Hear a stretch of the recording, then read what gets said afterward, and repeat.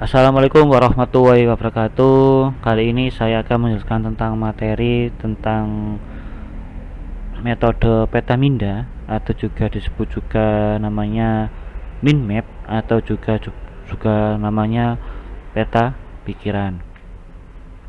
Metode Petaminda yaitu dengan bahasa Indonesia atau dalam bahasa Indonesia berarti peta pikiran. Lah, Petaminda sendiri itu berbeda dengan peta konsep atau disebut juga namanya konsep map.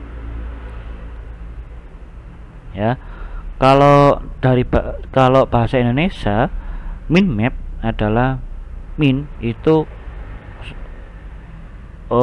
sama dengan pikiran. Kalau map sendiri itu sama dengan peta, berarti digabungkan menjadi peta pikiran.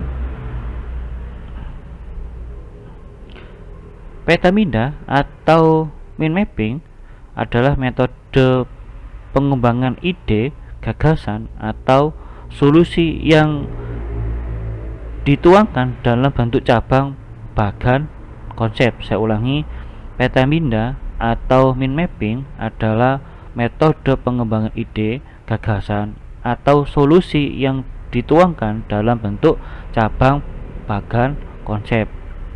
Nah, pengertian lain dari Petaminda itu merupakan alat berpikir secara organisasional yang memudahkan seseorang dalam menempatkan berbagai informasi di dalam ingatannya. Kemudian mengambil informasi tersebut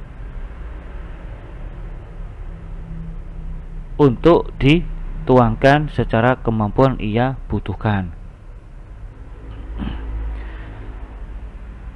Mind mapping sebagai salah satu metode belajar yang dirancang dengan cara memetakan informasi dalam bentuk suatu grafis. Mind mapping sendiri dapat dipetakan menggunakan garis bercabang, bisa gambar maupun kata kunci yang saling berkaitan dengan konsep atau ide utamanya. Oke, diingat-ingat ya. Ya, pada intinya mind mapping itu yang pertama adalah dapat dipetakan menggunakan garis percabangan, bisa berupa gambar maupun kata kunci yang saling berkaitan dengan konsep atau ide utamanya.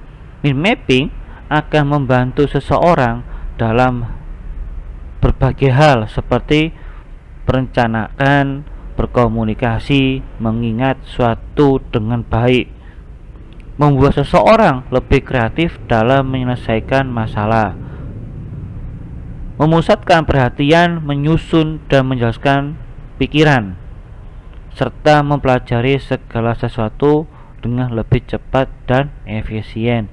Jadi mind mapping itu adalah peta pikiran yang dituangkan dalam sebuah kertas, nanti bisa berupa dengan konsep ide utamanya apa, nanti seseorang bisa membacanya dan bisa mempelajari dengan lebih cepat dan efisien. Oke, metode Petaminda sendiri itu dikenalkan oleh Tommy Buzan yang pada tahun 70-an.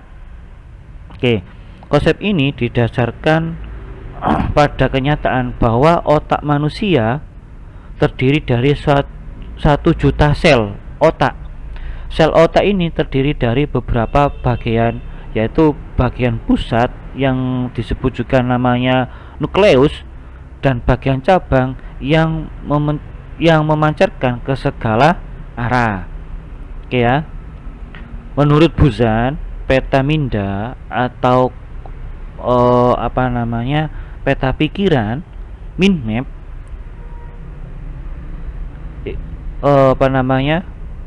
berdasarkan kenyataan otak manusia itu terdiri dari 1 juta sel otak.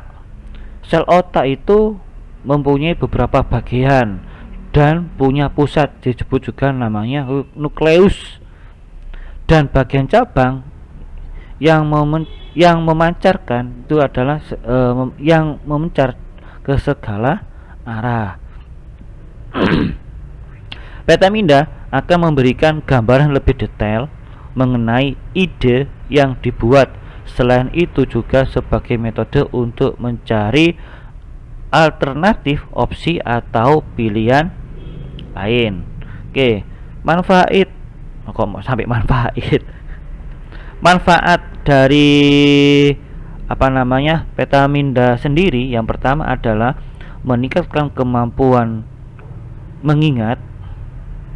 Yang kedua adalah melatih kemampuan fokus dan konsentrasi, meningkatkan kreativitas dan imajinasi, menambah efisien waktu dalam mempelajari suatu hal, dapat digunakan sebagai metode belajar, pengembangan ide, atau memecahkan suatu masalah. Oke. Selanjutnya adalah cara membuat mind mapping.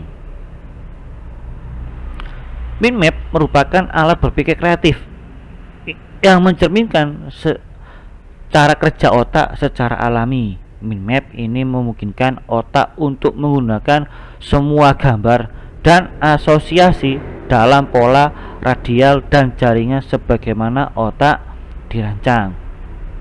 Oke, langkah-langkah membuat peta minda. Yang pertama adalah siapkan kertas kosong berbentuk mendatar atau landscape.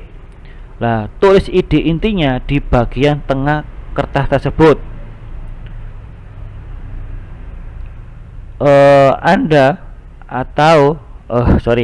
Anda juga dapat mengganti atau menambah tulisan gambar agar lebih menarik dan meningkatkan imajinasi. Jadi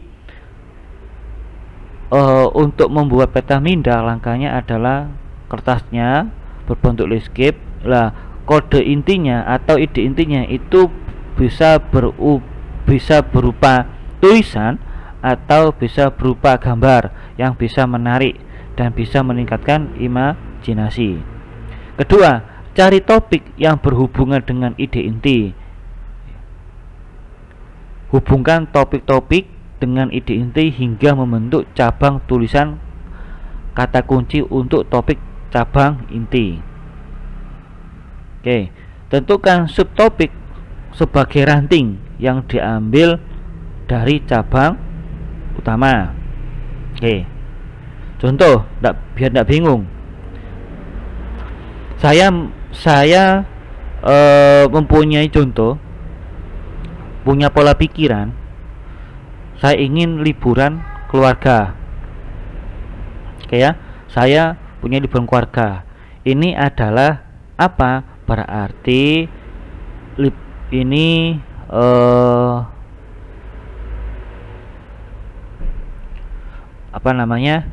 ini ide intinya itu adalah liburan keluarga. Liburan keluarga berarti kira-kira dengan siapa? Ya, ini adalah topik yang berhubungan dengan ide inti. Setelah dengan siapa, liburan keluarga. Setelah itu baru tujuannya kemana.